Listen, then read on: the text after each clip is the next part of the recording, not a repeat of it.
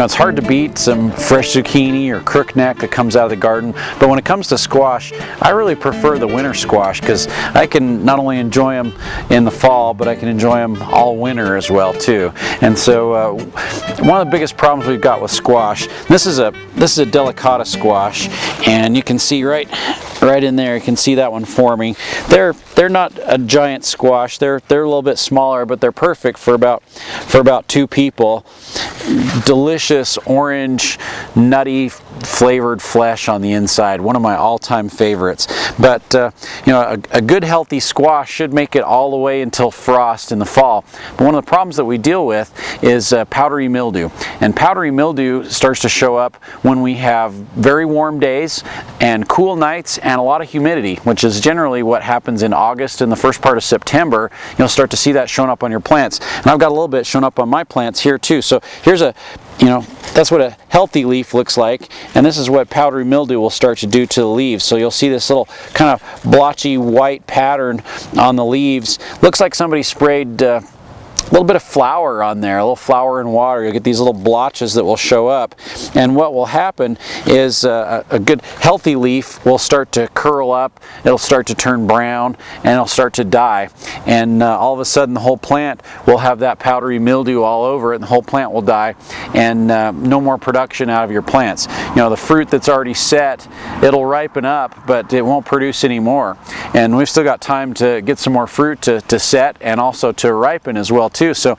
we want to get that powdery mildew under control so it doesn't take out the plants. And it's a really common problem for all your squashes, pumpkins, cucumbers, all the melons, and it will even start to spread into, say, potatoes and tomato plants and pepper plants as well. So it's a disease you want to kind of keep an eye out for and get it under control when you start to notice it. So we've got some things we can do to try and prevent that. Of course, I brought my trusty sprayer out, my pump-up sprayer, very easy to do a large garden with, and as you can see, we've got a lot of plants to be able to spray.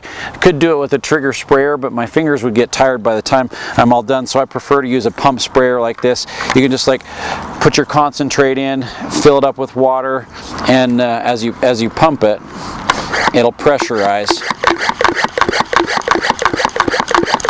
So we can put a little bit of pressure in there, and then much easier to get out there and spray.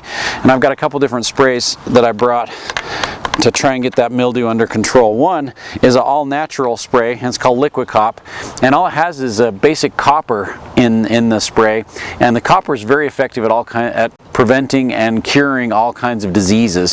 So this is one that's all natural, it's organic, you can use it on all kinds of fruits and vegetables, very effective on a lot of different diseases. So it works on rust, it works on leaf spots, it works on early and late blight on your potatoes or your tomatoes, and it works really well on powdery mildew.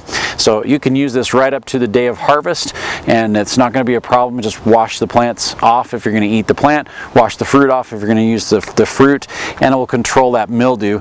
And that's what I put in my sprayer here. There's also some other options as well too. Broad spectrum fungicide from Fertilome, very, very effective on a lot of different diseases. You can use it on turf, you can use it on lawns, you can use it on ornamentals, and also a lot of vegetables as well too. Just a synthetic option that's effective on all kinds of diseases, probably a broader spectrum of diseases than even the Liquid Cop will work on. But when it's time to go ahead and spray, pick whichever product you're going to use to try and control that mildew. We pumped up our sprayer, and all it takes is just a light spray on the plants. There we go. You can adjust your tip so you can get a lighter mist or a little heavier spray. There we go. Just a light spray on those plants, and that's all it takes just to get that powdery mildew under control. So when you start to see mildew showing up on your plants, choose a product that's going to do a good job for you, one that works for your pest control program you've got planned out for your garden. Go ahead and use that. Best time to do it is early morning or in the evening. Try not to do it when it's really hot during the middle of the day, and you should have great luck getting that powdery mildew under control.